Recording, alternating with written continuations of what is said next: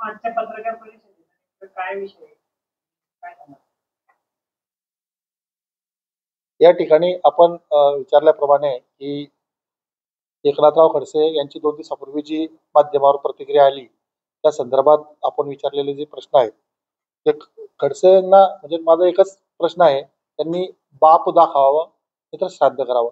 वेळोवेळी काही पण आरोप करायचे आणि एक म्हणजे त्यांची परिस्थिती अशी आहे की त्यांनी आमच्या नेत्यांवर, राज्यातल्या नेत्यांवर आरोप केल्याशिवाय माध्यमं त्यांना विचारत नाही. काडीची किंमत आज त्यांना राहिलेली नाही आणि म्हणून बेडशीट ते आरोप करतात. त्यांनी जो आरोप केलाय आताचा की एक IAS अधिकाऱ्यांशी त्यांनी संबंध जोडला आणि मला नाव माहीत आहे आणि नंतर मग मला ते माहीत नाही. याच्या अगोदरही त्यांनी अशाच प्रकारचे बेताल वक्तव्य केले होते. ते सीडीचं प्रकरण आपल्याला माहितच असेल.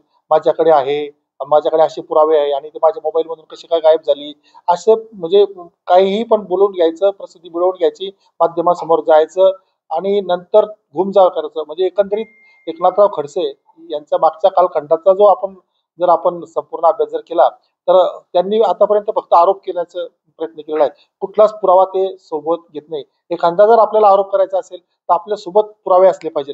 पुरावे असले तरच आपण माध्यमासमोर गेले पाहिजे.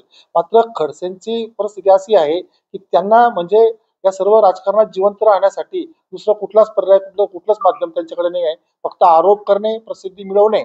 आता म्हणजे त्यांना थोडंसं जनाची मनाची वाटली पाहिजे. एखाद्या IAS अधिकाऱ्यावरती आरोप करतात, एखाद्या महिला अधिकाऱ्यावर.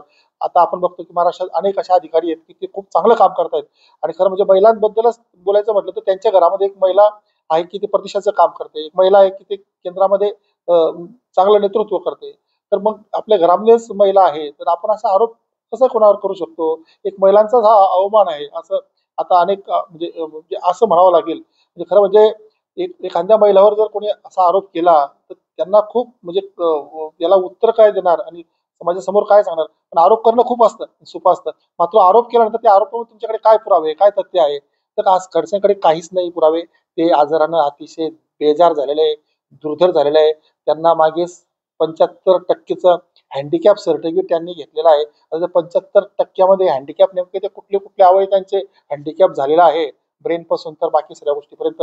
याचं म्हणजे खरं म्हणजे संशोधनाचा विषय आहे. म्हणजे एक म्हणजे हतबल झालेला माणूस एकदम सर्व अपेक्षा. आता ते म्हणतायत की आदळआपट आमचे नेते माननीय नामदार गिरीश भाऊ आदळआपट करतायत. आदळआपट यांची सुरू आहे. आदळआपट यांची सुरू आहे. मागच्या कालखंडामध्ये त्यांनी सांगितलं होतं की मी आता भारतीय जनता पार्टीमध्ये माझा प्रवेश झालेला आहे आणि मी गल्लीतल्या जिल्ह्यातल्या नेत्यांना विचारत नाही, माझं डायरेक्ट राष्ट्रीय कनेक्शन आहे. आणि मग नंतर मग काय झालं? ते कुठे गेला त्यांचा प्रवेश?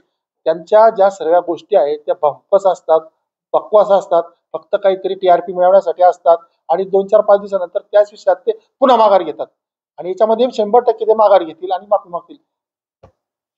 जो आरोप आहे आम्ही केलेला नाही, हा त्या जे पत्रकार आहे त्यांनी केलेला आहे. त्यामुळे जो खुलासा मागायचा असेल, पुरावे मागायचे संबंधित पत्रकाराकडे मागावे, माझ्याकडे पाहू. जे तथ्य नामक व्यक्तीचा तो संदर्भ देत आहेत त्यांचा पूर्व इतिहास तुम्ही पहा. गुगलवर तुम्हाला सर्व माहिती मिळेल की त्यांनी आतापर्यंत काय काय बोलले आणि त्याच्यात काय काय तथ्य आहे. म्हणजे असं कोणीतरी कोणाला खूप असं काही महत्व देण्याचं कारण नाही आहे. खरं म्हणजे यांचा विषय जो आहे काय बोलले की मला त्या IAS अधिकाऱ्याचं नाव माहिती बोलले ना, ते तुमच्या समोर बोलले का नाही? खोटं आहे का? आणि ते जर बोलले तर मी तेच म्हणतो ना, खडसे साहेब तुम्ही बाप दाखवा नाही श्राद्ध करा.